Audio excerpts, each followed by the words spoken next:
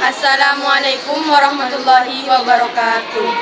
Kami dari kelas 10B ingin mempresentasikan hasil paper geografi yang berjudul Tenaga Eksogen.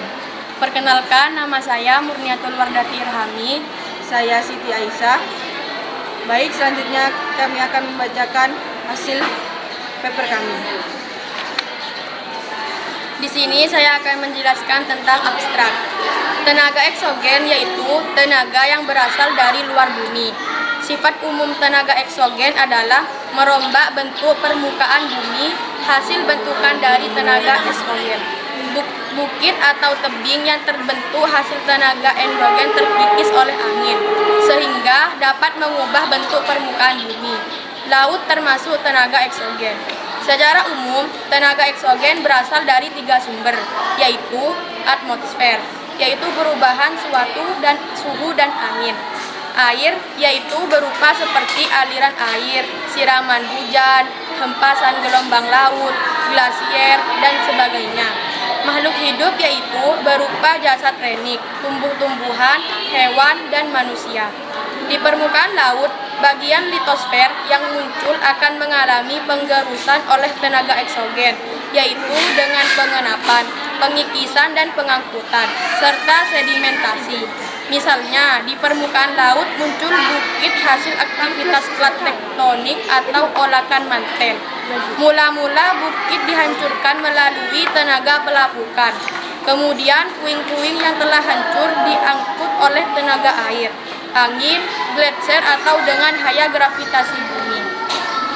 Hasil pengangkutan itu kemudian diendapkan, ditimbun di bagian lain yang akhirnya membentuk timbunan atau hamparan bantuan hancur dari yang kasar sampai yang halus. Contoh lain dari tenaga eksogen adalah pengikisan pantai. Setiap saat air laut menerjang pantai yang akibatnya tanah dan batuannya terkikis dan terbawa oleh angin. Tanah dan batuan yang dibawa angin tersebut kemudian diendapkan dan menyebabkan pantai menjadi dangkal. Di daerah pegunungan bisa juga ditemukan sebuah bukit batu yang kian hari semakin kecil akibat tiupan angin. Bab 1. Pendahuluan. Latar belakang. Tenaga eksogen adalah tenaga yang berasal dari luar perut bumi. Tenaga eksogen merupakan tenaga yang dapat merombak dan merubah bentuk muka bumi atau bentang lahan yang telah ada. Perombakan muka bumi akibat tenaga eksogen dapat disebabkan oleh proses pelapukan, pengikisan, pengendapan, dan pergerakan batuan atau tanah. Proses perombakan atau perubahan muka bumi ini pengerjaannya dilakukan oleh air, udara, dan es. Bab 2. Pembahasan. Tenaga eksogen adalah tenaga yang berasal dari luar perut bumi dan mampu mengubah bentuk bumi maupun bentang lahan yang ada. Tenaga eksogen umumnya berasal dari sumber-sumber berikut ini. Air berupa siraman hujan, hempasan air laut, dan aliran air lainnya. Atmosfer yaitu perubahan suhu udara dan angin. Gelombang laut yaitu berupa gletser dan lainnya. Organisme seperti jasad renik dari hewan, tumbuhan, maupun manusia. Berlawan dengan tenaga eksogen ada tenaga endogen. Perbedaan tenaga eksogen dan endogen terdapat pada asal tenaga. Dikutip dari buku IPS Terpadu Jilid 1A karya Sri Pujiastuti, tenaga endogen adalah tenaga yang berasal dari dalam bumi, tepatnya di bawah lapisan kerak bumi. Tenaga endogen bersifat membangun. Maksudnya, tenaga endogen dapat menggerakkan dan mengangkat kulit bumi sehingga menyebabkan lipatan-lipatan atau patahan pada muka bumi. Lipatan dan patahan tersebut kemudian menghasilkan relief muka bumi yang beragam, seperti pegunungan, palung, gunung berapi, kawah, pegunungan tengah laut, dan lembah. Tenaga endogen dapat menggerakkan kulit bumi karena permukaan bumi sebetulnya terdiri atas lempeng-lempeng besar yang selalu bergerak. Lempeng-lempeng yang selalu bergerak itu akan bertemu dan bertabrakan satu sama lain pada batas-batas lempeng. 2.1. Proses tenaga eksogen membentuk muka bumi. Tenaga eksogen merombak permukaan bumi akibat dari proses pelapukan, pengikisan, pengendapan, dan pergerakan batuan atau tanah. Dalam prosesnya, ketiga fenomena tersebut biasanya dibantu oleh air, udara, maupun es. Yang pertama, pelapukan. Pelapukan adalah peristiwa ketika batuan dari gumpalan besar hancur menjadi gumpalan kecil dan melebur menjadi bentuk yang sangat halus. Proses pelapukan membutuhkan waktu yang tidak sedikit dan dapat terjadi secara mekanik, kimiawi, dan organik. Pelapukan mekanik yaitu peristiwa hancurnya material batuan tanpa mengubah struktur yang dipengaruhi oleh perbedaan temperatur dan lainnya. Lalu, pelapukan kimiawi yaitu proses pelapukan batuan yang mengubah susunan kimiawi dan struktur batuan. Sedangkan pelapukan organik adalah proses pelapukan yang terjadi karena aktivitas makhluk hidup seperti tumbuhan lumut atau tumbuhan paku-pakuan, maupun aktivitas hewan seperti cacing tanah dan serangga. Kalau dilihat dari faktor penyebabnya, pelapukan ini dibagi jadi 3 jenis, yaitu yang pertama, pelapukan mekanik, yaitu pelapukan yang terjadi tanpa disertai perubahan susunan kimia batuan. Pelapukan ini disebabkan oleh pengaruh suhu, pancaran sinar matahari, daya erosi, dan lain-lain. Yang kedua, pelapukan kimiawi, yaitu pelapukan yang disertai dengan perubahan susunan kimia batuannya. Yang ketiga, pelapukan biologis, yaitu pelapukan yang disebabkan oleh aktivitas makhluk hidup seperti manusia, hewan, tumbuhan, dan mikroorganisme. Baik, materi selanjutnya akan dijelaskan oleh Siti Aisyah. Baik, di sini saya akan melanjutkan materi dari Murniato. Yang kedua adalah erosi atau pengikisan. Erosi adalah pengikisan batuan yang diakibatkan oleh media yang bergerak seperti aliran air, sungai, angin, gelombang laut, dan gletser. Dengan kata lain, proses erosi mengubah atau memindahkan massa batuan secara alami dari satu ke tempat lain. Bentuk permukaan bumi akibat erosi misalnya tebing sungai yang semakin dalam, lembah yang curam, pembentukan gua, atau badan sungai yang melebar. Kalau dilihat dari faktor penyebabnya, erosi ini dibagi menjadi 3 kelompok, yaitu yang pertama adalah erosi air atau korasi, merupakan suatu proses pengikisan tanah oleh air yang mengangkut batu-batuan yang telah hancur.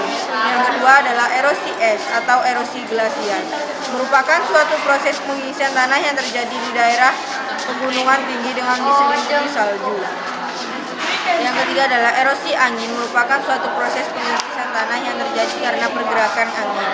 Yang keempat, erosi gelombang laut atau abrasi pantai atau erosi pantai, merupakan suatu proses pengikisan tanah oleh kecepatan angin laut dan gelombang laut, sehingga dapat mengubah bentuk pantai.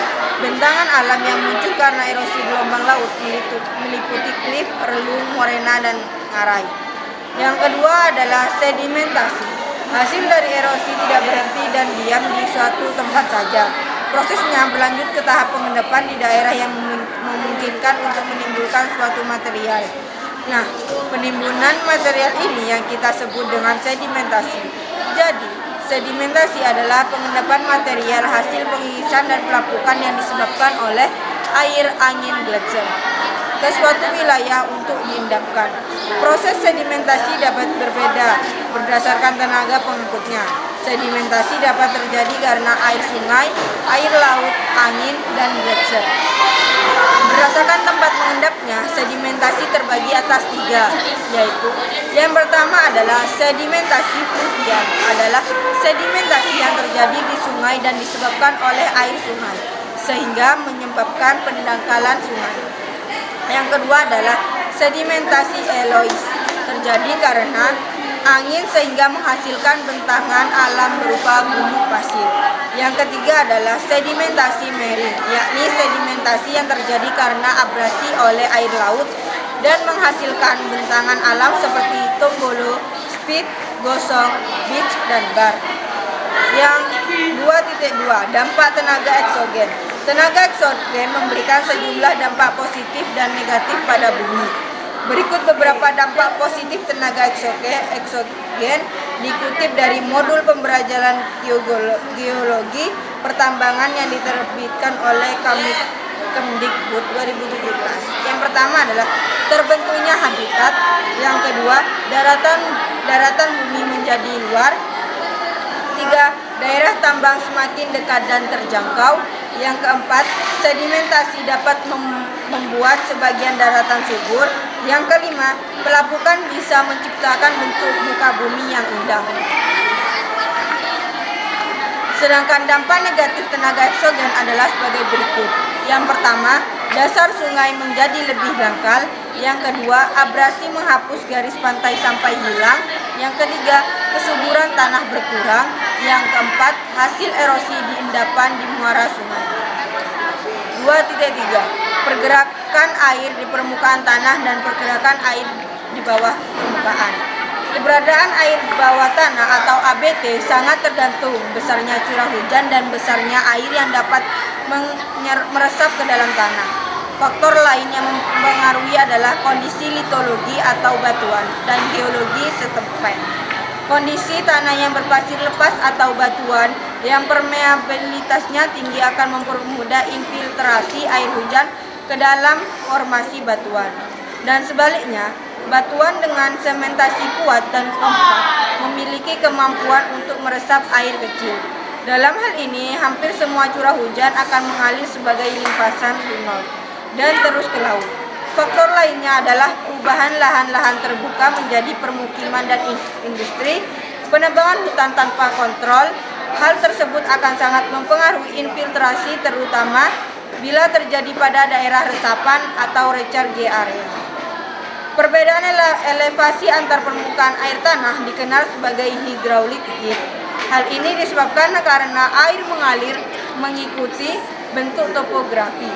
Bila kita mengikuti perjalanan air, maka mulanya gravitasi menaik air dari zona erasi menuju ke permukaan air tanah. Kemudian pergerakan turun terjadi karena gravitasi dari daerah dengan permukaan air tanah tinggi menuju daerah dengan permukaan air tanah rendah, yaitu danau, sungai, atau rawa-rawa. Secara mendasar, pergerakan air tanah mengarah ke bawah karena terdorong untuk menuju daerah dengan tekanan yang lebih rendah.